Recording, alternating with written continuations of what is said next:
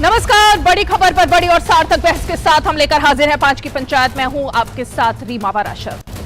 विदेश में भारत की धूम है और ये ऐसे ही नहीं है, बल्कि जिस तरह से 2014 के बाद से भारत की तस्वीर बदली है, ना सिर्फ भारत में बल्कि भारत के बाहर भी, चाहे वो कोविड का समय रहा हो, तमाम जो ऐसे इश्यूज आए जबकि विदेश में भारत का डंका बजा और खासकर भारत ने विदेशों में जब कोई क्राइसिस भी आया है ना, तब मदद की है और उसकी वजह से एक अलग ही छवि दिखाई दे रही है सब जगह पर।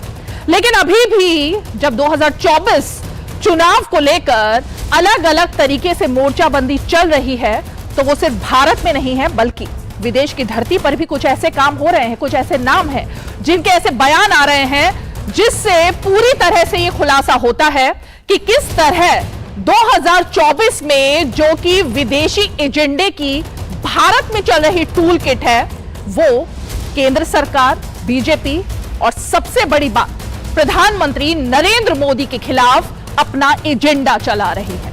उनके मंसूबे हैं कि 2024 तक कुछ ऐसी छवि भारत की पेश की जाए जिसके केंद्र में नरेंद्र मोदी हो और अपने पक्ष में ये सभी लोग मिलकर काम करने की कोशिश कर रहे हैं। ऐसा ही एक बयान आता है, एक अरबपति हैं जिनके बारे में बहुत ज्यादा लोग वैसे नहीं जानते हैं, लेकिन उनका अब तक का एजेंडा ही ऐसा रहा है, जहां जहां पर भी लोकतंत्र है, जहां जहां पर भी सरकारें चल रही हैं, उनके खिलाफ काम करना, फंडिंग करना उन संस्थाओं, उन नेताओं, उन पार्टियों को जो कि अपने देश के खिलाफ ही इस तरह के एजेंडे का साथ देती रही हैं। तो ये जब जॉर्ज सोरोस, इनके नाम की चर्चा हुई, इनके बयान की चर्चा हुई, तो सवाल ये खड़े हुए कि उनका जो कनेक्शन है, क्योंकि जो बात उन्होंने की है भारत के लोकतंत्र पर हमला करते हुए, अडानी को लेकर नरेंद्र मोदी प्रधानमंत्री का नाम लेते हुए, वही जबान जब भारत में बैठे हुए नेता बोलते हैं, कुछ ऐसे लोग बोलते हैं जिनकी फंडिंग का खुलासा होता है जॉर्ज सोरोस की तरफ से,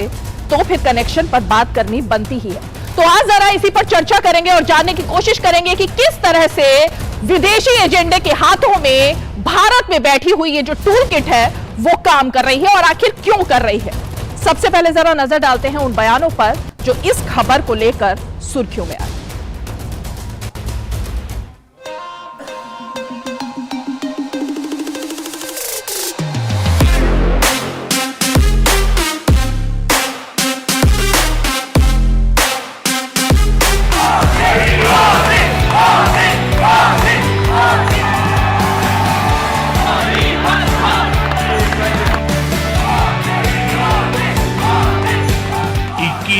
सदी का भारत चौथी औद्योगिक क्रांति में, इंडस्ट्री 4.0 में पीछे रहने वालों में नहीं बल्कि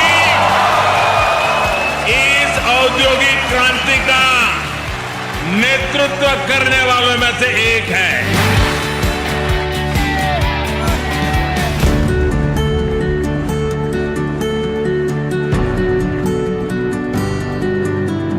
I've been a supporter of Overseas Friends of BJP for a very long time. I regard BJP as the natural ally for the Conservative Party. Obviously the Conservative Party in the United Kingdom, BJP over here, and it's that friendship and it's that support that we value.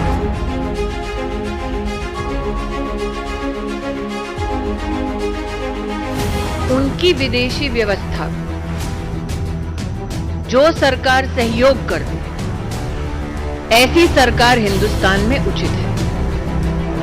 Narendra Modi ji का बार बार और हिंदुस्तानियों का बार बार ये कथन रहा है कि हमारी सरकार हमारे हितों का संरक्षण करेगी, हमारी सरकार हमारी व्यवस्थाओं को सुदृढ़ करेगी और हम ह्यूमन सेंट्रिक ग्लोबलाइजेशन में विश्वास करने वाले देशवासी हैं।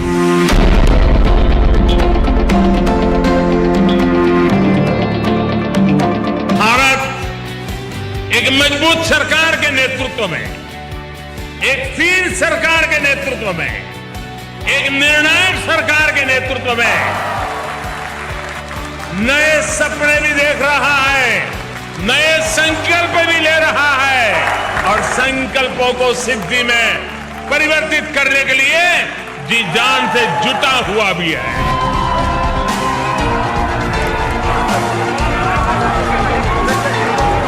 प्रधानमंत्री से जुड़ा हुआ जो इस देश में एक स्कैम हुआ है, अडानी स्कैम, उसके बाद दुनिया भर से अलग अलग तरह की प्रतिक्रियाएं अगर आ रही हैं, तो वो बीजेपी का और बाकी लोगों का मामला, उसमें कांग्रेस कहां से शामिल हो जाती है। कांग्रेस पहले दिन से भारत की आंतरिक जो चीजें हैं उन पे एज ए विपक्ष अपनी प्रतिक्रिया देती रही।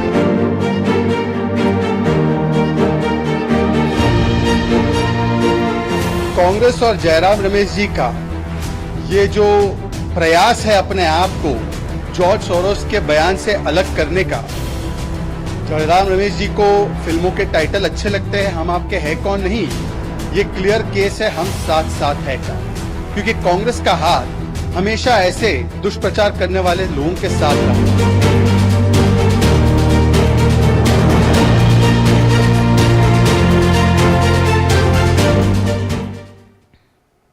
तो विदेशी ताकतों के साथ किसका हाथ है, यह बताना जरूरी है। और ये बताना इसलिए भी जरूरी है क्योंकि जब एजेंडा चलता है और जब एजेंडे की बात होती है, क्योंकि सुर जो है वो लगभग सेम ही दिखाई दे रहे हैं।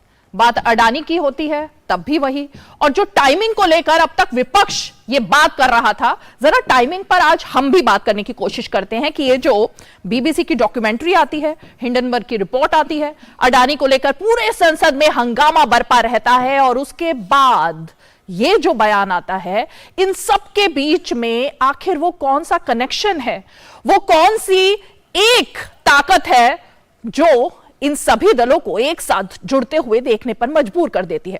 चलिए, बेहद ही खास मेहमानों का पैनल हमारे साथ सीधे जुड़ गया है। मैं परिचय करा देती हूं अपने खास मेहमानों का। हमारे साथ बीजेपी की तरफ से बात करने के लिए और पक्ष रखने के लिए के शर्मा जी मौजूद है, जो कि प्रवक्ता है भारतीय जनता पार्टी के। हमारे साथ विजय कौशिक जी हैं, जो कि कांग्रेस पार्टी के समर्थक है। और यहां पर सबसे पहले मैं ये बता दूं, इतना बड़ा मुद्दा था आज ये, जयराम रमेश ने ट्वीट किया, बाइट्स भी थी कांग्रेस की तरफ से, लेकिन आज कांग्रेस ने इतने बड़े मुद्दे पर चैनल की डिबेट्स में जाने से इनकार कर दिया है, अपने प्रवक्ता को भेजने से इनकार कर दिया है। आखिर इसके पीछे क्या वजह थी? क्यों कांग्रेस आज सवालों से बचना चाहती थी, जबकि बात तो विदेशी ताकतों की हो रही थी, उनके भारत में चलाए जा रहे एजेंडे की हो रही थी? तो फिर ऐसा कौन सा मर्म था जिसकी वजह से जवाब देने से आज कांग्रेस बचना चाहती है? और इसीलिए आज कांग्रेस के प्रवक्ता हमारी डिबेट में नहीं आए हैं। उन्होंने मना कर दिया कि आज हम इस मुद्दे पर बात करेंगे ही नहीं। तो जरा ये खुलासा भी कर ही लेंगे। हमारे साथ संजय गुप्ता जी जुड़ेंगे थोड़ी देर में। हमारे साथ हर्षवर्धन त्रिपाठी जी हैं, जो कि राजनीतिक विश्लेषक है, वरिष्ठ पत्रकार हैं, वो भी जुड़ गए हैं।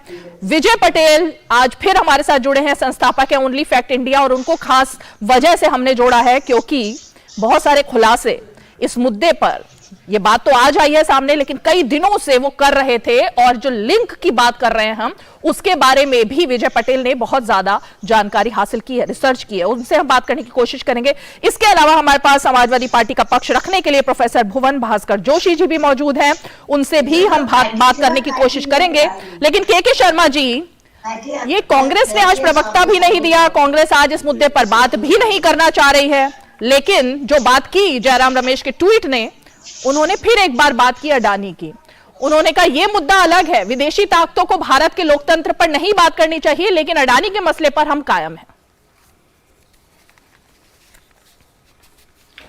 हिमा जी बहुत स्पष्ट है, क्योंकि कांग्रेस को आज ये समझ में आ गया है कि उनका पोल जो है खुलने वाला है, और पोल एक तरह से खुल भी गया है। जिस टूल किट को लेकर वो चले थे और भारत को जिस ढंग से वो डिस्टर्ब करना चाहते हैं, भारत के लोकतंत्र को तोड़ने की कोशिश जो विदेशी विदेशों के द्वारा हो रहा है, ये थोड़ा इको हो रहा है। हेमा जी किसी को कह के कम कराइए, ये सिस्टम ठीक कीजिए प्लीज, क्या दिक्कत है? तो जिस ढंग से विदेशी ताकतें भारत की बढ़ती हुई अर्थव्यवस्था को लेकर परेशान हैं और यहाँ पर भारत को डिस्टर्ब करना चाहती हैं, विशेषकर माननीय प्रधानमंत्री जी को टारगेट करना चाहती हैं, तो ऐसे जो ताकतें हैं, इनके साथ कांग्रेस का जो रिलेशन है वो बहुत स्पष्ट है। और आज तो एकदम से ओपन हो गया है कि जो जॉर्ज सोरोज हैं, अभी आपने कहा कि एक सज्जन है जो उसके डिटेल्स देंगे, लेकिन मैं आपको बता दूं कि ये जॉर्ज सोरोज जो है ये कौन है। इनका ये वो व्यक्ति है जो भीमा कोरेगांव का जो मामला हुआ था उसमें ये विरोधियों के साथ खड़े थे। ये वो व्यक्ति हैं जो कश्मीर का जो जब विषय चल रहा था तो ये इमरान खान के साथ खड़े थे। ये वो व्यक्ति हैं जो राफेल डील के समय में जो है भाजपा को और खासकर केंद्र सरकार को बदनाम करने के लिए तरह तरह की बयानबाजी कर रहे थे। ये वही व्यक्ति है जो सीए के कानून के विरोध में खड़े थे भारत के। और केवल इतना ही नहीं, इनका कांग्रेस से क्या संबंध? तो कांग्रेस से इनका पारिवारिक संबंध है नेहरू गांधी परिवार से, रीमा जी। और मैं ये आपको ये दिखा रहा हूं, ये सारे दस्तावेज बकायदा ओपन डॉक्यूमेंट हैं। इंदिरा गांधी जी के साथ, नेहरू जी के साथ, यही नहीं इनके साथ पूरे फैमिली फोटोग्राफ्स हैं इनके। इसके अलावा आप आगे बढ़ेंगे तो ये जिन जिन फाउंडेशन को ये करते रहे हैं, यानी डोनेट करते रहे पैसा, वो जो फाउंडेशन है उनमें भी कहीं ना कहीं गांधी परिवार जुड़ा हुआ है। अभी वो सब चीजें वो कर देंगे, नहीं तो मैं बता दूं। लेकिन लेटेस्ट जो सबसे इंपॉर्टेंट चीज है जहां से ये कांग्रेस से संबंधित होते हैं, जिस कारण से जयराम रमेश जी को आज बयान देना पड़ा है, वो मैं बता दूं कि इस जो ओपन सोसाइटी फाउंडेशन है जॉर्ज सोरोस का, उसके वाइस प्रेसिडेंट है सलील शेट्टी। ये सलील शेट्टी जो आप दिख रहे हैं, ये भारत जोड़ो यात्रा में राहुल गांधी के साथ चले हैं। और ये मैं नहीं कह रहा हूं, ये बाकायदा चैनलों के फोटोग्राफ देख लीजिए आप, ये साथ चले हैं इनके भारत जोड़ो यात्रा के। तो आज इनको पता है कि आज इनके मुंह में कालिक पुतने वाली है कांग्रेसियों के, कि जो विदेशी जो षड्यंत्र करने वाले लोग हैं, जो आपने स्वयं भी बताया कि ये व्यक्ति जो है विभिन्न विश्व के विभिन्न देशों में जो लोकतांत्रिक सरकारें हैं उनको डैमेज करने के लिए ये काम करते हैं। ऐसे व्यक्ति से इनका संबंध कांग्रेस का, ऐसे व्यक्ति की जो सोसाइटी है जिसको ये फंडिंग करते हैं, चलाते हैं, वो भारत जोड़ो यात्रा में राहुल गांधी के साथ चलते हैं। तो इससे ज्यादा प्रूफ क्या चाहिए? इनके जयराम जी को पता है कि कल ये सब चीज खेल के पूरे देश की जनता के सामने आएगा, तो वो हाथ झाड़ने लगे आज कि साहब हमारा क्या लेना देना है इनसे, हमारा कोई मतलब है इनसे। क्योंकि ये जो टूल आज से नहीं चल रहा है रीमा जी, ये कंटिन्यू इस तरह का राफेल के समय से 2014 से जब से भारतीय जनता पार्टी के नेतृत्व वाली, नरेंद्र मोदी जी के नेतृत्व वाली केंद्र में सरकार बनी है, ऐसे षड्यंत्रकारी लोग, और आपने कहा जो है उनके साथ कांग्रेस का जो है गठबंधन दिखता है, साथ दिखता है।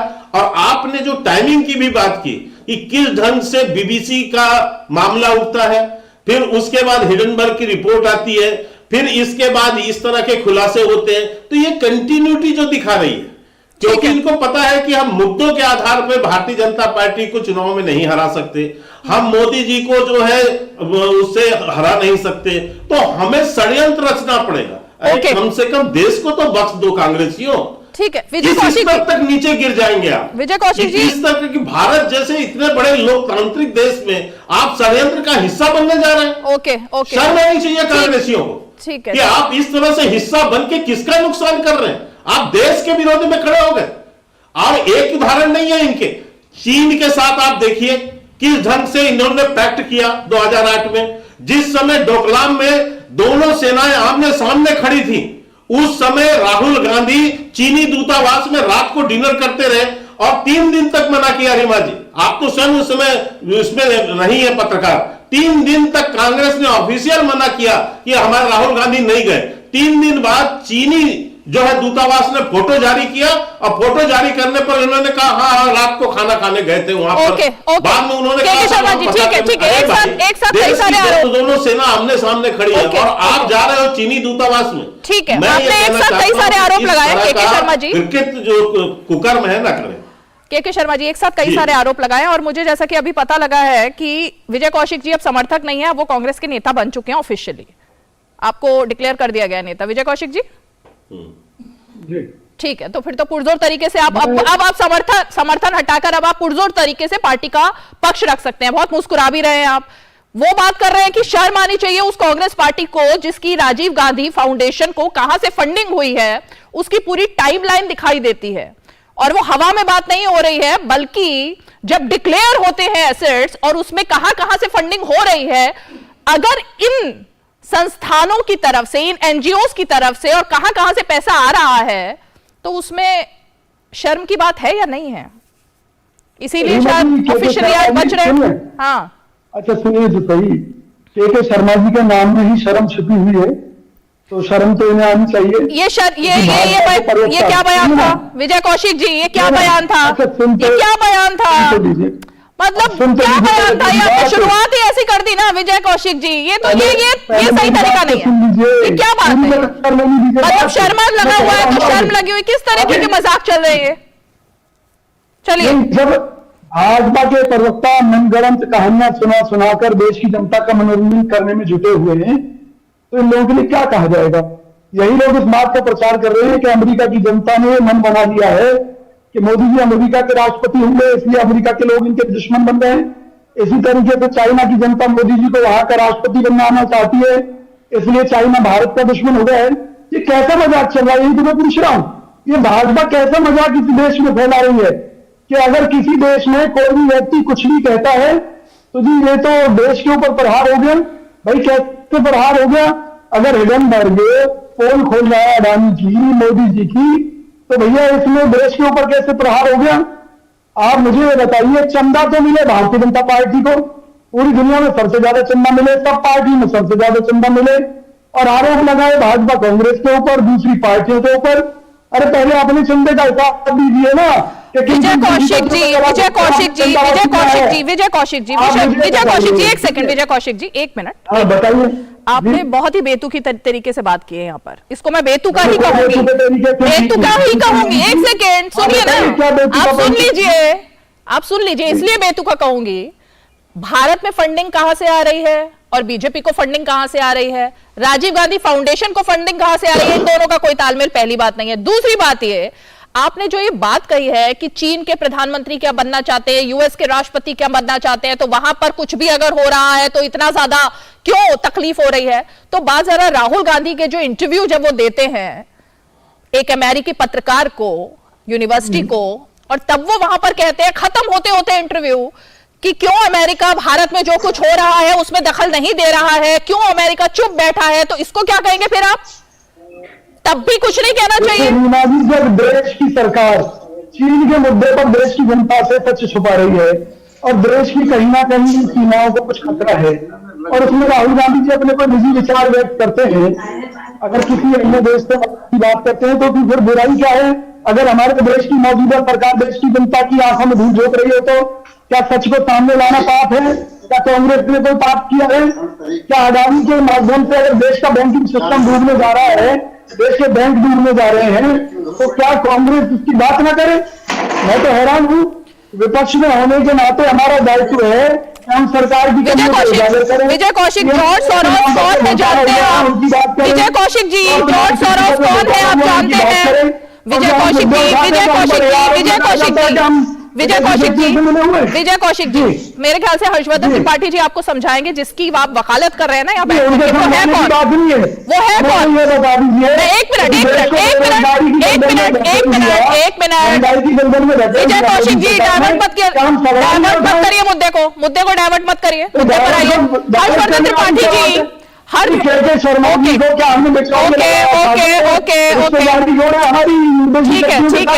ठीक है। हर्षवर्धन त्रिपाठी जी, जॉर्ज सोरोस कौन है, थोड़ा सा मेरे ख्याल से हमारे विजय कौशिक जी को समझाने की जरूरत है, और भुवन भास्कर जी के पास भी मैं हूं तो उनको भी एक बार समझ में आ जाना चाहिए हम किस मुद्दे पर और किस शख्सियत के बारे में बात करें। मैं थोड़ा सा आप ही से समझना चाहूंगी, जिसको लेकर इतनी चर्चा अचानक से हो गई है और जिसका बयान जो है वो विजय कौशिक जी को कुछ लग ही नहीं रहा है, जरा थोड़ा सा उसके बारे में समझेंगे। नहीं रीमा जी, पहले मैं एक छोटा सा सवाल है मन में मेरे कि अब चूंकि विजय कौशिक कांग्रेस के नेता के तौर पर बैठे हैं, इनको पता है क्या कि जॉर्ज सोरोस ने कल क्या कहा है, कहाँ कहा है, कुछ पता है इनको क्या? ये बता दे तो फिर मैं बात करूं। देखिए, कांग्रेस पार्टी की कोई रिश्तेदारी है उससे कि जॉर्ज सोरोस जो कहे उसके बारे में हम आपको डिटेल बताएं? हमारा क्या लेना देना है किसी से? आप मुझे बताइए। आज अगर अमेरिका में कोई बात होती है तो क्या कांग्रेस उसके लिए जवाब देगी? पाकिस्तान में कोई घटना घटती तो क्या कांग्रेस जवाब देगी? अरे हम इस देश के नागरिक हैं, विपक्ष में होने के नाते महंगाई पर, बेरोजगारी पर, अडानी घोटाले पर, पीएम केयर्स घोटाले पर स्मार्ट सिटी घोटाले पर, नमामि गंगे परियोजना घोटाले पर जो बात करनी चाहिए वो हम करते हैं, वो हमारा फर्ज है। महंगाई के मुद्दे पर हम इस सरकार को विजय कौशिक जी करोड़ रुपए ओके विजय कौशिक जी, एक मिनट, एक एक करके बात करते हैं। हर्षवर्धन जी ने ये बात जो कही है ना, वो इसलिए कही, कल आप ही के प्रवक्ता इसी चैनल पर बैठकर, मुद्दा कुछ और था और वो कह रहे थे कि अंतर्राष्ट्रीय अखबारों में भारत के लिए क्या छप रहा है उसकी दाद दे रहे थे, वो मिसाल कायम कर रहे थे। तब कांग्रेस पार्टी को दिखाई नहीं देता कि विदेश की बात हमें यहाँ नहीं करनी है। चलिए हर्षवर्धन जी, ये मैंने क्यों पूछा था ये मैं बता दूं। दरअसल असली बात ये है कि ये अभी आपने कहा कि समर्थक से नेता बन गए, और अगर इनको विषय का ही पता नहीं है तो आप इसी से अनुमान लगाइए कि कैसे हवा में सारी राजनीति हो रही। जॉर्ज सोरोस जो पिछले लंबे समय से, काफी समय से खुलेआम ये कह रहे हैं और नरेंद्र मोदी के खिलाफ भारत को लेकर उनका जो द्वेष है, उनकी जो ईर्ष्या है, वो कोई नई बात नहीं है। उनकी जो ओपन सोसाइटी फाउंडेशन है उसमें भारत से भी बहुत से लोग जुड़े हुए हैं। लेकिन मैं व्यक्तियों पर ले जाकर मुद्दे को छोटा नहीं करूंगा। जिस मुद्दे पर वो बोल रहे थे म्यूनिक सिक्योरिटी कॉन्फ्रेंस में, उसमें कहीं कोई रेफरेंस नहीं था नरेंद्र मोदी और गौतम अडानी की बात करने का। और अगर जिस विषय पर जॉर्ज सोरोस बात कर रहे थे, क्लाइमेट चेंज की वो बात कर रहे थे, और अचानक वो जिस तरह से नरेंद्र मोदी पर शिफ्ट करते हैं और उनकी हर लाइन विरोधाभासी, वो कहते हैं कि इंडिया डेमोक्रेसी है लेकिन उसके नेता नरेंद्र मोदी डेमोक्रेट नहीं है। अब आप, कमाल की बात ये कि भारत की जनता जिसने 2 बार देश का प्रधानमंत्री बनाया, उससे पहले मुख्यमंत्री बने, 20 साल से ज्यादा समय से वो चुनाव जीत कर जनता के मतों से आ रहे हैं, उसको एक व्यक्ति जो फंडिंग ही इसी बात के लिए करता है, कहता है लिबरल सोसाइटी बनाएंगे और दुनिया भर के जितने डेमोक्रेसीज हैं उनके लिए वो थ्रेट बना हुआ है, वो खुलेआम फंडिंग कर रहा है और फिलैंथ्रोपी के नाम पर वो देशों में अराजकता करने की कोशिश करता है। भारत के लोकतंत्र को तुर्की से जोड़ने की कोशिश करता है। भारत के लोकतंत्र को दुनिया के अलग अलग जगहों पर स्थापित करने की कोशिश करता है, कैसे वहां तानाशाही है तो इसलिए यहां भी जोड़ दे, लेकिन तर्क नहीं होता। कमाल की बात कि जो नरेंद्र मोदी पर भी आरोप लगा रहा है, वो क्या आरोप है? एक लाइन में है कि मुस्लिमों के खिलाफ वो हिंसा भड़काते हैं। अब आप जरा इसको समझिए, यही बीबीसी की डॉक्यूमेंट्री में 20 साल पुराना, जिसमें कोई नया तथ्य नहीं है, कोई नई रिपोर्ट नहीं है, नया किसी ने बयान नहीं दिया, वही बीबीसी डॉक्यूमेंट्री करती है और फिर वो घूमकर दूसरी जगह जाते हैं, लौटकर फिर से अडानी पर आते हैं और कहते हैं कि नरेंद्र मोदी जब अडानी पर जब बोलेंगे, चाहे वो देश की संसद में या विदेशी निवेशकों को, तो उनकी जो फेडरल गवर्नमेंट पर पकड़ है वो कमजोर होती जाएगी और एक डेमोक्रेटिक चेंज की ओर हम बढ़ रहे हैं। वो कह रहे हैं मैं ये उम्मीद कर रहा हूं कि वहां बदलाव होगा। ओके, इसलिए ये बात सामने आती है कि क्या कोई खास एजेंडा है जिसके तहत नरेंद्र मोदी को कुर्सी से हटाने की ये सारी साजिशें रची जा रही है। इसीलिए मैंने वो सवाल पूछा था, अब शायद समझ में आ गया होगा। ओके, आई थिंक कि विजय कौशिक जी को समझ में आ गया होगा और मुद्दा तो समझ में आ ही जाना चाहिए अब तक, क्योंकि इतने डिटेल में पहले के शर्मा जी ने बताया, उसके बाद हर्षवर्धन जी ने बताया, लेकिन अगर फिर भी समझ नहीं आया तो थोड़ा और समझा देंगे विजय पटेल। लेकिन पहले एक बार विजय पटेल जी के पास में जाऊं। संजय गुप्ता हमारे पास शिवसेना की तरफ से भी जुड़ गए हैं, लेकिन मैं जरा एक बार प्रोफेसर भुवन भास्कर जोशी जी, ये जो टूल किट है जिसका जिक्र यहां पर हर्षवर्धन जी ने समझाकर किया है, पूरा मुद्दा तो आपका भी वही है कि लोकतंत्र खतरे में है, भारत का मुद्दे आपके हमेशा वही रहते हैं जिसका जिक्र विदेश की धरती से विदेशी ताकतें कर रही हैं भारत को बदनाम करने के लिए। तो कोई कनेक्शन आपस में है क्या इस वक्त 2024 को लेकर? रीमा जी, आदरणीय विश्लेषक साहब के द्वारा हमें जो अभी आपने कहा कि इनको थोड़ा सा आप बता दीजिए विषय के बारे में, थोड़ा मैं आपकी जानकारी बढ़ा दूं आज कि मैं लॉ का स्टूडेंट हूं और इंटरनेशनल रिलेशन है वो पढ़ाता हूं और मैंने बहुत अच्छे से आज स्मृति ईरानी की प्रेस कॉन्फ्रेंस का भी अध्ययन करा है। पहले आप दोनों की जानकारी बढ़ा दूं। एक विषय। नंबर 2, मैं आपको बताना चाहता हूं समाजवादी पार्टी का स्टैंड बिल्कुल साफ है। राष्ट्रीय एकता के मामले में, राष्ट्र एकता और अखंडता के मामले में बिल्कुल भारत सरकार के साथ खड़े हैं। हम लोग एकता अखंडता देश के साथ कोई कंप्रोमाइज नहीं चाहते। चाहे कुछ अगर मैं गोदी मीडिया कहूंगा, हो सकता है 1-2 लोगों को दिक्कत आ जाए, वो इसको चलाने का प्रयास करें, लेकिन जो क्योंकि हमारे नेता माननीय मुलायम सिंह जी रक्षा मंत्री रहे और सैनिकों के लिए क्या क्या काम करे वो बताने का विषय भी नहीं है, ना मैं बताना चाहता हूं। निश्चित तौर पर पार्टी मजबूती से सरकार के साथ खड़ी है, क्योंकि हम मानते हैं कि देश की एकता और अखंडता संप्रभुता, इसके लिए समाजवादी लोग जीते। एक विषय, दूसरा विषय आपको बहुत गंभीरता से बनाना चाहता हूं, 130 करोड़ लोगों के साथ भारतीय जनता पार्टी के लोगों ने जो छल करा, क्योंकि जो लोकतंत्र होता है उसका जो मंदिर होता है संसद होता है, उसका जो मस्जिद होता है संसद होता है, गुरुद्वारा उसका संसद होता है, और उसका जो गिरजाघर होता है वो संसद होता है। लेकिन विपक्ष के लोगों ने पूरा प्रयास करा, लेकिन प्रधानमंत्री जी उसमें एक शब्द भी नहीं बोले, क्योंकि वो सोने का वो गीत मुझे अच्छे से याद आ रहा है, ये दोस्ती हम नहीं छोड़ेंगे दम मगर तेरा साथ नहीं छोड़ेंगे अपने दोस्त को बचाने के लिए। प्रोफेसर भुवन भास्कर जोशी, ओके प्रोफेसर भुवन भास्कर जोशी, एक तो आपकी जानकारी के लिए बता दूं कि कमेटी बन गई है और आज सुबह से आपने खबरें देखी होंगी, आप इतने अपडेटेड हैं तो आपको पता चल गया होगा कि हिंडनबर्ग को लेकर और अडानी जिसका आप नाम ले रहे हैं उसको लेकर कमेटी बन चुकी है, जांच होगी। दूसरी बात, यही तो मेरा सवाल था ना, आप भी वही बात कर रहे हैं जो वहां से हो रही है, भले ही आप सरकार के साथ दिखा रहे हो खुद को, लेकिन मुद्दे तो वही आ रहे हैं, लैंग्वेज भी वही है, सवाल भी वही है, तो फिर कनेक्शन नहीं है क्या कोई? रीमा जी आप कितने चला लीजिए, हमने बोला राष्ट्रीय एकता और अखंडता में हम लोग सरकार के साथ खड़े हैं, लेकिन अगर दोस्ती निभा के 130 करोड़ लोगों के भविष्य से खेलने का काम करेंगे तो हम लोग मजबूत विपक्ष की तरह काम करने का काम करते हैं।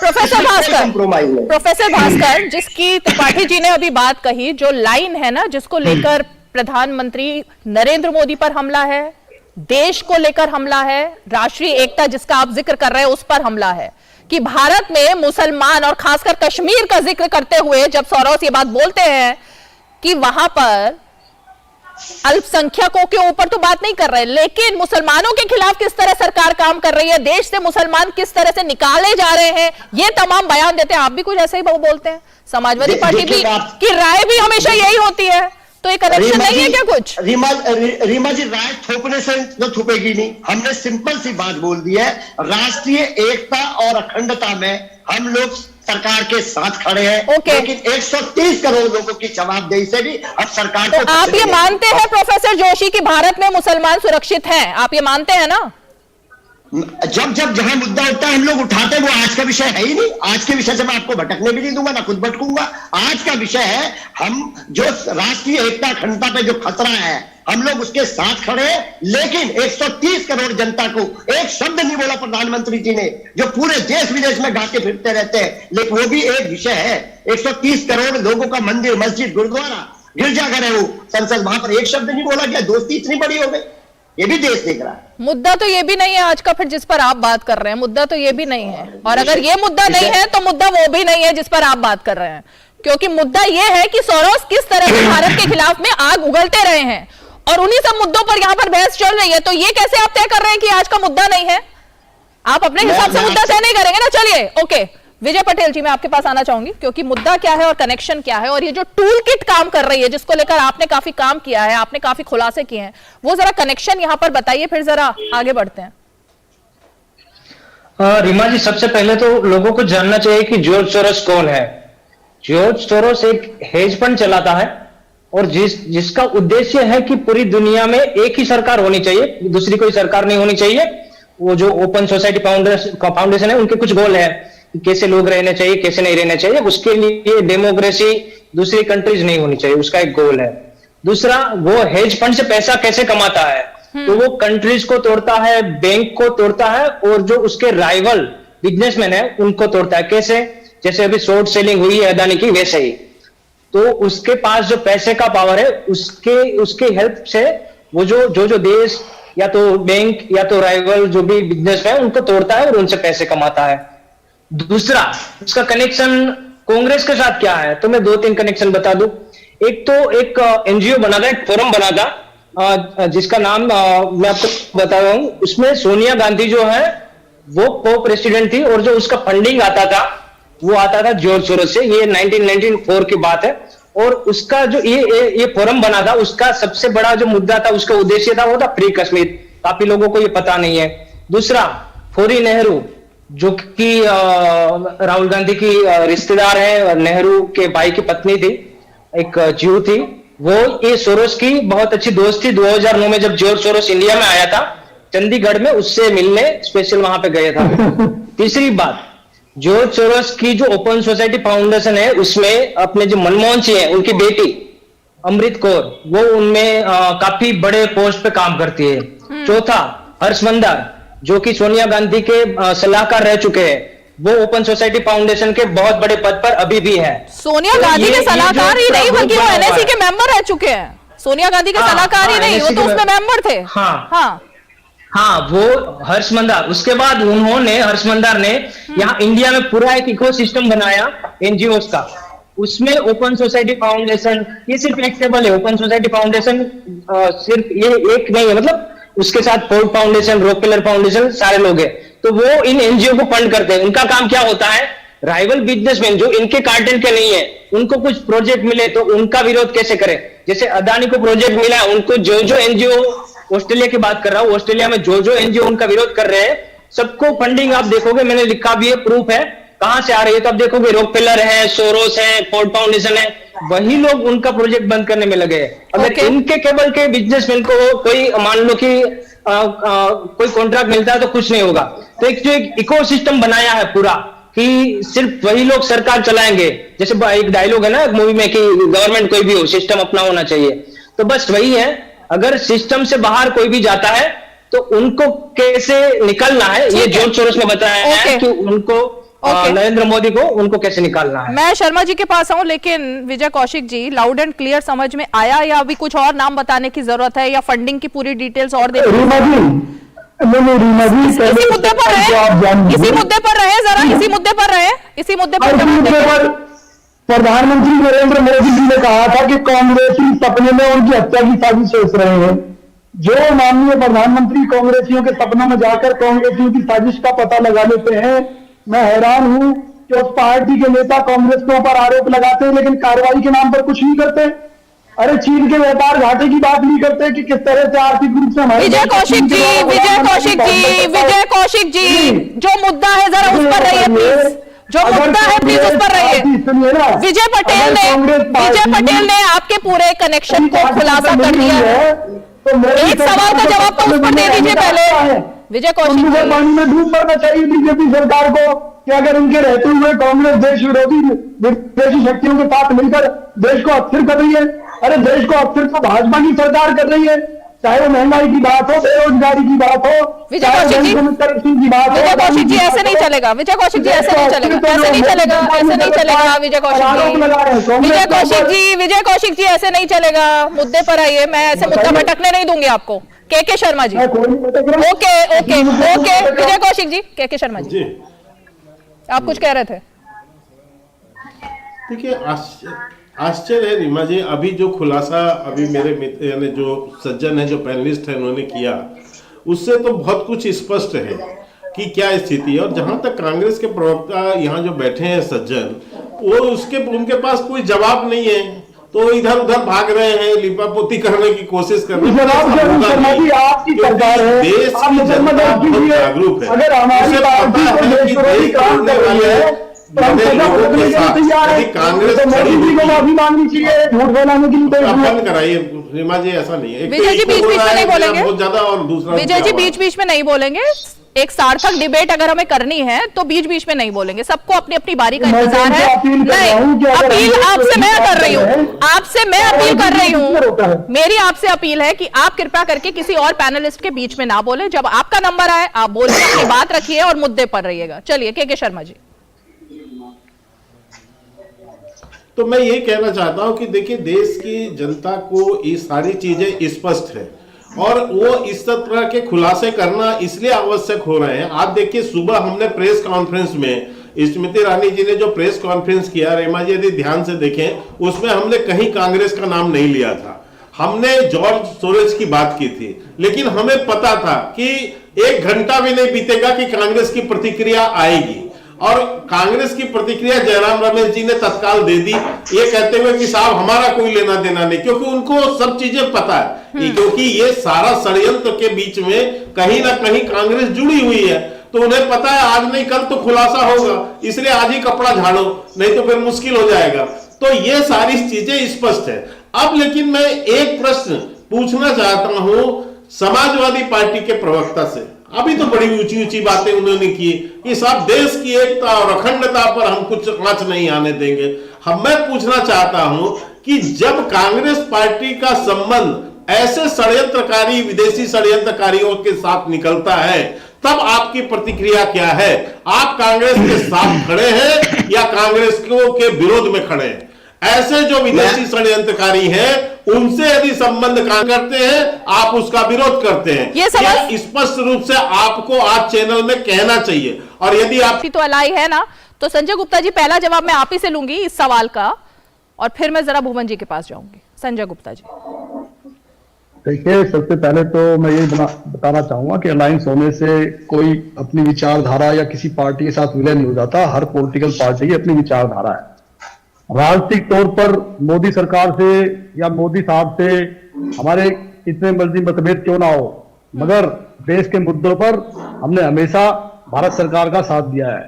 चाहे वो पाकिस्तान के अगेंस्ट सर्जिकल स्ट्राइक हो, चाहे चीन के अंदर गलवान के अंदर जब भारतीय फौज चीनी सेना के सामने खड़ी थी, तब भी हमने अपने देश की सरकार का साथ दिया था और हमने कहा था कि हम दुश्मन की आंख निकाल के लाने का दम रखते हैं और इस मुद्दे पर हम देश की सरकार के साथ खड़े हैं। आज जो मुद्दा है जिस पर आपने हमको बुलाया है, एक अमेरिकी उद्योगपति आज ये कहता है कि मैं भारत सरकार को स्थिर कर दूंगा या मैं ये कर दूंगा, तो उसको हम ये जवाब देना चाहेंगे कि जो लोग या जो देश भारत को नीचा दिखाने की कोशिश करते थे वो आज दाने दाने को मोहताज हैं।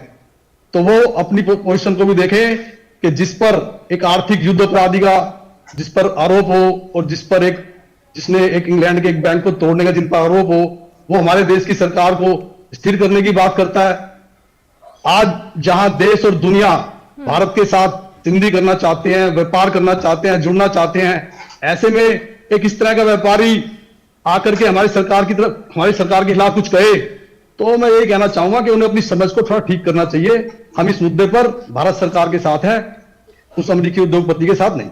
ओके, संजय गुप्ता जी, आपका तो जो हृदय परिवर्तन है पार्टी का एक तरीके से क्यों हुआ था मुझे समझ नहीं आ रहा, क्योंकि बिल्कुल जब भी लाइन लेनी होती है इस तरह की तो हमेशा भाजपा के साथ खड़े हुए नजर आते हैं। तो थोड़ा पार्टी के आपके वरिष्ठ नेताओं को आप समझाइए ना कि मतलब जब लाइन ये ले ली है तो फिर अब क्या दूरी, फिर तो साथ आ ही जाना चाहिए। फिर आप फिर गलत प्रेडिक्शन पे जाते हैं। मैंने ये कहा कि राजनीतिक तौर पर हमारे बीजेपी से या भारत सरकार के कई मतभेद हो सकते हैं, मगर देश के मुद्दे पर हमेशा ही हम, उद्धव जी भी हमेशा देश की सरकार के साथ ही खड़े रहे हैं।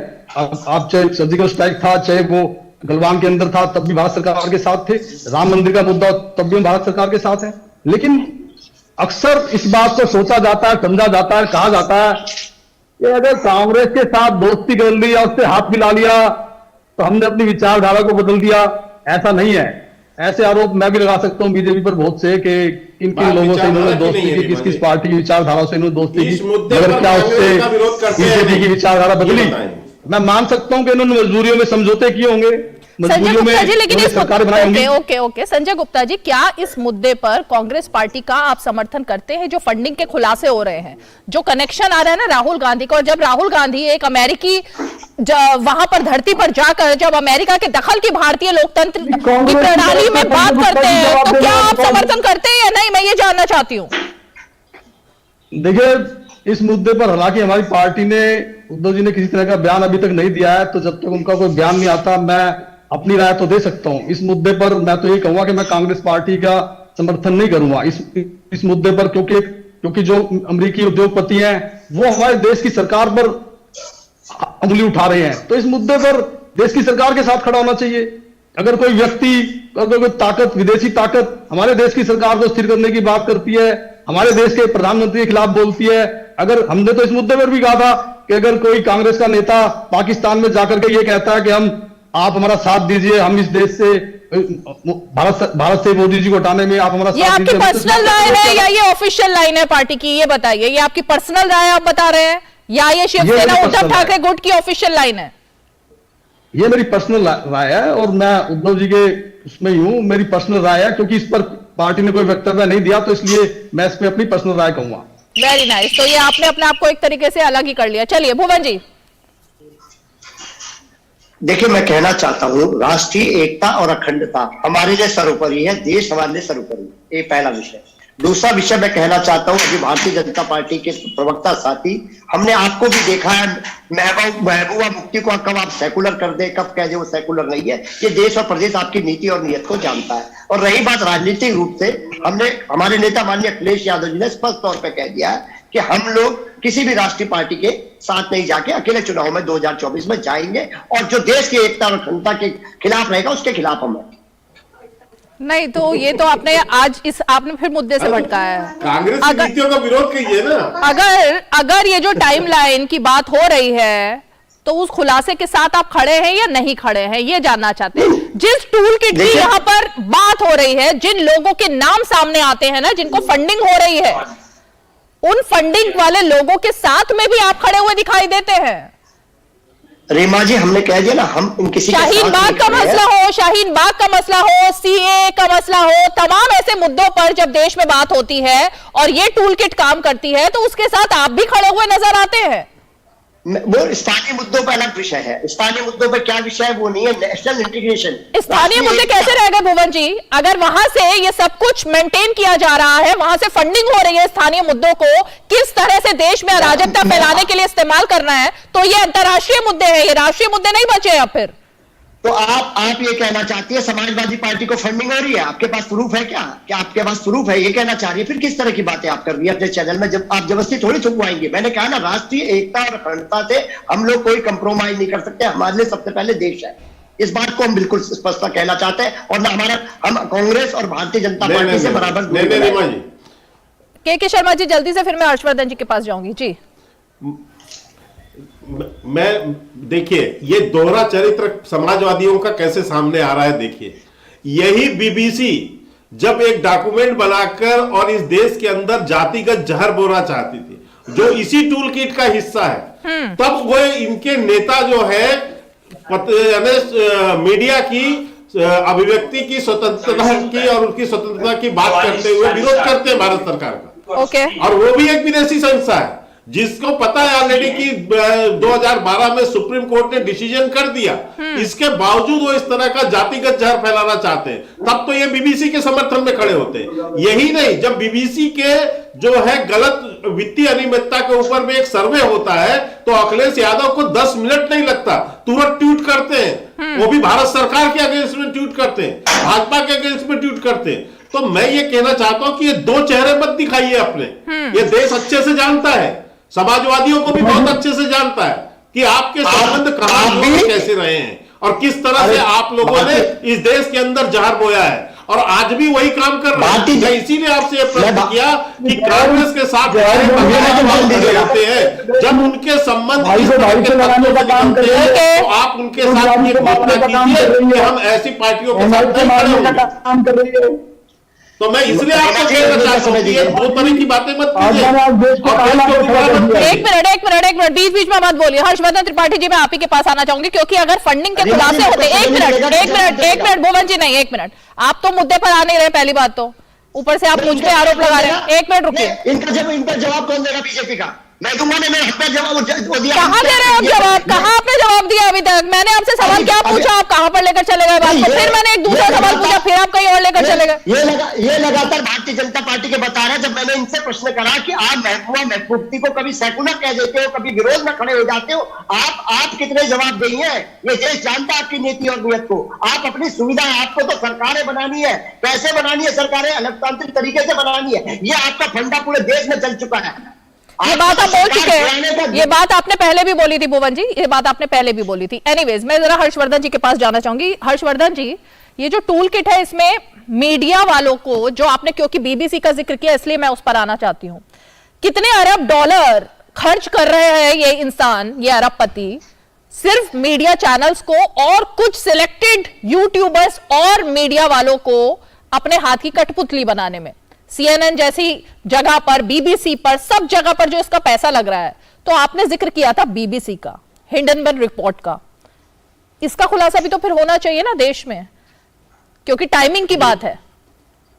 देखिए रीमा जी, मैं अभी मेरे लिए जो सबसे ज्यादा नजर रखने की बात होगी, और मैं कहूंगा सबको नजर रखनी चाहिए, राहुल गांधी जी अभी कैम्ब्रिज यूनिवर्सिटी फिर से जाने वाले हैं, और मेरी नजर ये रहेगी कि जो वहां वो भाषण करने जा रहे हैं और जिस तरह की बात जॉर्ज सोरोस कर रहे हैं, उसमें कितना मिलता जुलता कितना रहता है। और मैं ये इसलिए कह रहा हूं कि देखिए, लंबे समय से इस देश के उद्योगपतियों को, और वो उद्यमी वो हैं जो दुनिया की बड़ी बड़ी कंपनियों को मुकाबला दे रहे हैं। आज अंबानी अडानी की सरकार कह के अगर देश के उद्यमियों को निशाना बनाया जा रहा है, और उसके बावजूद प्रधानमंत्री नरेंद्र मोदी ये दुस्साहस दिखाते हैं कि जब टाटा की एयरबस और बोइंग के साथ डील होती है तो वो खुद बैठते हैं उसमें, वर्चुअली वो जुड़ते हैं। दुनिया का हर देश अपने उद्यमियों के साथ खड़ा होता है, हर देश का नेता अपने उद्यमियों के साथ खड़ा होता है। लेकिन भारत में एक विचित्र परंपरा है कि पर्दे के पीछे तो नेताजी लोगों को उद्यमियों का पैसा चाहिए, उद्यमियों का साथ चाहिए, लेकिन सामने वो उसको दूसरी तरह से पेश करते हैं। और जो संसद में हुआ कि एक पुराना चित्र दिखाकर, और मैं तो ये भी कहता हूं कि देश के प्रधानमंत्री का देश के उद्योगपति के साथ क्यों चित्र नहीं होना चाहिए, यानी भारत के उद्योगपति दुनिया के ऐसे उद्योगपतियों के साथ चित्र खिंचवाकर उसको अपनी उपलब्धि बताएंगे, लेकिन अपने उद्योगपतियों को लगातार अपमानित करने का प्रयास करेंगे। और यह बहुत खतरनाक ट्रेंड है। दुनिया जानती है कि जिस देश की कंपनियां बड़ी नहीं हुई, जिस देश की इकोनॉमिक पावर बेहतर नहीं हुई, वो कभी भी सुपर पावर की दौड़ में शामिल नहीं हो पाई। हम अगर आज इस स्थिति में पहुंचे हैं तो दुनिया की 5वीं सबसे बड़ी अर्थव्यवस्था हम बन रहे हैं। हम दुनिया में हर उस पैमाने पर खरे उतरते हैं जिसको लेकर अभी तक सिर्फ डेवलप्ड कंट्रीज बात करती। हम आज दुनिया के हर अलायंस के अगुआ नेता हैं, और ऐसे में जो ड्रग लॉबी है और जिसको हम डिफेंस लॉबी कहते हैं, उनका नाराज होना, उनका भारत पर हमला करना, यह बहुत स्वाभाविक सी बात है, इसमें कुछ नया नहीं है। लेकिन नया यह है कि अगर हम अपने देश के उद्यमियों को अपने ही देश के राजनीतिक दलों द्वारा अपमानित होते हुए देखते हैं तो यह निश्चित तौर पर खतरनाक ट्रेंड है। और 2024 के चुनाव से पहले की कोशिश हो रही, वो साफ साफ दिख रहा है कि किस तरह का माहौल तैयार करने की कोशिश हो रही, जनता को बहुत स्पष्ट नजर आ रहा है। विजय पटेल जी, क्योंकि आपने कांग्रेस के कनेक्शन का खुलासा तो यहां पर किया कि कहां कहां से राजीव गांधी फाउंडेशन की फंडिंग होती है, लेकिन मैं जरा एक मिनट विजय जी, मैं जरा उन नामों पर भी अब आना चाहती हूं, क्योंकि देश को पता लगना चाहिए, देशवासियों को, दर्शकों को पता लगना चाहिए कि जो मीडिया को लेकर के, और मीडिया में और सोशल मीडिया में सरकार के खिलाफ और प्रधानमंत्री के खिलाफ जो टूल किट काम कर रही है, उसका जो कनेक्शन है, क्योंकि ये बात मैं जरा आप ही से सुनना चाहती हूं। विजय पटेल। रीमा जी, देखिए, देश में सबसे बड़ा जो मुद्दा पिछले साल आया था पेगासस, और अभी हाल ही में दो और मुद्दे वही वेबसाइट लाई है जिसका नाम है फॉरबिडन स्टोरीज। ये फ्रांस की एक वेबसाइट है। इनकी फंडिंग आप देखोगे तो जॉर्ज सोरोस, फोर्ड फाउंडेशन, यही लोग आएंगे। फिर उनका वहां पे पार्टनरशिप किसके साथ है, तो इंडिया की अगर कोई वेबसाइट का नाम आता है तो द वायर, जिसका मुझे कोई अभी बताने की जरूरत नहीं, द वायर कौन चला रहा है, उसके साथ कौन लोग जुड़े हैं। और इंटरनेशनल, जब बोलते हैं ना कि प्रेस कॉन्फ्रेंस करके कि इंटरनेशनल न्यूज़पेपर इनका बोल रहे हैं, तो फॉरबिडन स्टोरीज के साथ जो जुड़े हुए हो, न्यूयॉर्क टाइम्स, वॉशिंगटन पोस्ट, ये सारे लोग उनके पार्टनर है। तो उनको सारी funding George Soros, Ford foundation, Rockefeller foundation, यही लोग कर रहे हैं। तो कहां से मुद्दा बनाना है, कहां उसको उठाना है, किस मीडिया का यूज करना है, सोशल मीडिया में उनके कौन कौन डिजिटल शार्प शूटर है, वो सारा कुछ एक पूरा इकोसिस्टम बना हुआ है। कौन है जो हमको, या राणा आयुब का आपने नाम नहीं लिया, राणा आयुब को जो फंडिंग आई है तो है, उसका खुलासा नहीं हुआ अभी तक। हाँ, वॉशिंगटन पोस्ट में वो काम करती है। हमारे यहाँ रविश कुमार जो यूट्यूबर बन गए, उनके ऊपर एक डॉक्यूमेंट्री बनी थी हाल ही में। डॉक्यूमेंट्री के फंडर आप देखोगे तो 2 फंडर है, 2 प्रोड्यूसर है, उनको फंडिंग आती है फोर्ड फाउंडेशन से। तो क्या इंटरेस्ट है इन विदेशी लोगों को कि वो रविश कुमार की डॉक्यूमेंट्री बना के इंडिया में पेश करना चाहते हैं? ये भारत के लोगों को समझना चाहिए कि ये जो विदेशी ताकतें होती है, उनका इंटरेस्ट सिर्फ एक ही होता है कि उनका बिजनेस कैसे चले, उनकी कंपनियां कैसे चले। उनके सामने अगर कोई भारतीय कंपनी या भारतीय बिजनेसमैन खड़ा होता है तो उनको कैसे बर्बाद करना है, उनको सपोर्ट करने वाली सरकारों को कैसे बर्बाद करना है, ये लोग पूरी तरह से साइकोलॉजिकली जानते हैं कि उसको कैसे यूज करना है। और पैसे बहुत आ रहे हैं, बहुत पैसे आ रहे हैं। अगर आप देखेंगे जो ह्यूमन राइट्स वाली जितनी संस्था है, उन बहुत अच्छा लगता है कि ह्यूमन राइट्स के लिए काम करते हैं, कभी आतंकवादियों के ऊपर तो नहीं बोलते। आपने देखा कि आतंकवाद के ऊपर इनका कोई बयान आया कि ये काफी खतरनाक चीजें नहीं बोलेंगे। इनकी जो एसेट होती है, इनके लिए जो काम करते हैं, उनके ऊपर अगर कोई सरकार मान लो कि कार्रवाई करेगी तो ये ह्यूमन राइट्स लेकर आ जाएंगे।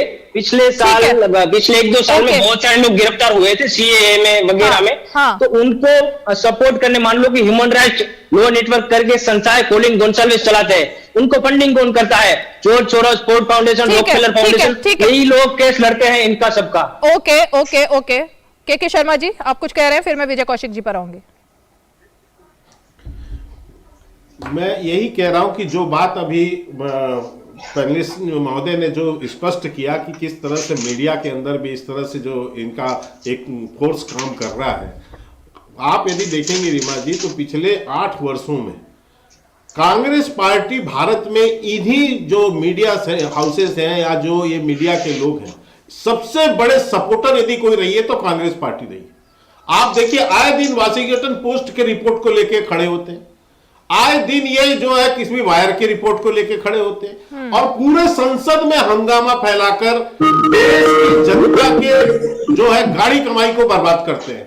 और उसमें इनकी कोशिश ये होती है कि किसी तरह जो है देश को, संसद को न चलने दिया जाए, देश के पैसे को कैसे बर्बाद किया जाए, कैसे अफवाह और झूठ फैलाया जाए, कैसे इस देश के अंदर में जहर बोया जाए। ओके ओके, वक्त की बात है, वक्त की बात, के शर्मा जी वक्त की बात है, वक्त की बात है। मैं जरा विजय कौशिक जी के पास आना चाहूंगी। विजय कौशिक जी, जो बात, एक सेकंड कहना चाहता हूं संजय गुप्ता जी, मैं आप तो इतना मुस्कुरा रहे हो, मैं समझ ही गई आप क्या कहना चाहते हैं, लेकिन विजय कौशिक जी जरा एक बार आप बता दीजिए कि अब राहुल गांधी क्यों हमेशा उन्हीं पत्रकारों के साथ घिरे हुए, उन्हीं यूट्यूबर्स के साथ अपनी भारत जोड़ो यात्रा में घिरे हुए और उन्हीं बयानों पर कश्मीर में जाकर बात करते हुए दिखाई देते हैं, जिसका कनेक्शन अभी विजय पटेल ने यहाँ पे खुलासा किया है। प्लीज इसी सवाल का जवाब दीजिएगा, उम्मीद है आप इसी सवाल का जवाब सुन तो लीजिए। मैं एक बड़ी सीधी सी बात कह रहा हूँ, कोई अगर विपक्षी दल पार्टी मुद्दे पर सरकार के साथ हो तो आप उसे मौका नहीं देंगे। जनता का ध्यान हटाने के लिए आज विदेशी शक्तियों की बात की जा रही है और किस देश में इतनी हैसियत है जो आज मोदी जी से टकरा सके, भारत से टकरा सके। जब मोदी जी एक तरफ से इतना दम भरते हैं तो कौन सी शक्तियां हैं कि जो मोदी जी के खिलाफ षड्यंत्र कर रही हैं? दूसरी बात, तीसरी बात, वो कौन सी शक्तियां हैं कि मोदी जी की सरकार के रहते यहाँ की अपोजिट पार्टियों को फंडिंग दे रही है? तो मोदी जी को अपने पद से त्याग पत्र दे देना चाहिए। और उन्होंने खुद कहा था वो झोला उठा, नहीं, कांग्रेस पार्टी उनकी समर्थन में खड़ी है, सब लोगों के बचाने में कांग्रेस पार्टी ही समर्थन में खड़ी है जनाब। इसके चलते आज चाइना के बारे में मोदी जी, विजय कौशिक जी बहुत ही खेद के साथ मुझे बताना पड़ रहा है ये बात कि अभी तक ये 4 सेंटेंस के अलावा पूरे डिबेट में आपने इसके अलावा कुछ बात कही ही नहीं है, आप आगे ही नहीं बढ़ पाए हैं। पहले मुद्दे पर आप आए नहीं, हर्षवर्धन जी ने आपको मुद्दा भी समझा दिया। 1 मिनट, हर्षवर्धन जी ने आपको मुद्दा भी समझा दिया, फिर भी आप उस पर नहीं आ रहे हैं। बहुत ही खेद हो रहा है मुझे, बहुत ही खेद हो रहा है। चलिए वक्त नहीं है मेरे पास, संजय गुप्ता जी से मैं खत्म करूंगी। संजय गुप्ता जी, ओके, संजय गुप्ता जी जल्दी से। देखिए, मैं सिर्फ एक बात ये कहना चाहता हूं कि आज का जो मुद्दा है वो एक अमेरिकी एक विदेशी उद्योगपति द्वारा हमारे देश की सरकार को अस्थिर करने का 1 घंटा हो गया, अभी तक मुद्दा समझ नहीं आ रहा है लोगों को। ये क्या समझाने की आप कोशिश कर रहे हैं? 1 घंटे से डिबेट चल रही है, अभी भी अगर मुद्दा समझ नहीं आया है तो सॉरी। मतलब अगर कोई विपक्षी दल मुद्दे पर सरकार के साथ खड़ा है तो आप उसको बोलने नहीं देंगी, आप उसको मौका नहीं देंगी। मतलब एक सेंटेंस में क्या मैं अपनी सारी बात को कह सकता था? मतलब अगर किसी मुद्दे पर कोई विपक्षी नेता अगर किसी सरकार के साथ किसी खड़ा है तो आप उसको मतलब इस तरह से करेंगे आप? मतलब आप क्या चाहते हैं कि हम इस मुद्दे पर सरकार के खिलाफ ही बोलें तो ही आप हमें अपॉर्चुनिटी देंगी? ऐसा तो नहीं होना चाहिए। आपने कहा कि आपकी पार्टी तो तय ही नहीं कर पा रही कि वो कहां खड़ी है, इसीलिए मूक दर्शक बन मैं तो कहा कि मेरी पार्टी, आपने कहा आपकी पार्टी का तो अभी कोई विजन ही नहीं है इस मुद्दे पर। आप ही ने कहा कि अभी तक उद्धव ठाकरे ने ना कोई ट्वीट किया ना ही कोई बात की। चलिए बहरहाल देखना चाहिए। बहुत बहुत शुक्रिया आप सभी खास मेहमान आज 5 की पंचायत में हमारे साथ जुड़े, बहुत बहुत शुक्रिया। और इसीलिए जब बात विदेशी ताकतों की आती है और उनकी टूल किट की आती है, तो वो टूल किट वही नहीं चल रही होती है, बल्कि उसका भारत में कनेक्शन जो है वही जानने की हमने कोशिश की। और उस कनेक्शन के बीच में अगर तार जुड़ रहे हैं किसी एक पार्टी के, कांग्रेस पार्टी के, राजीव गांधी फाउंडेशन के, जाहिर तौर पर कांग्रेस ने इसीलिए आज इस मुद्दे से कन्नी काटी और नहीं बोल रही है इस मुद्दे पर वो ऑफिशियली, क्योंकि पता था कि बात जब निकलेगी तो शायद बहुत दूर तक जाएगी। बहरहाल आज 5 की पंचायत में इतना ही। सोमवार को फिर होगी मुलाकात, तब तक के लिए हमें दीजिए इजाजत। नमस्कार।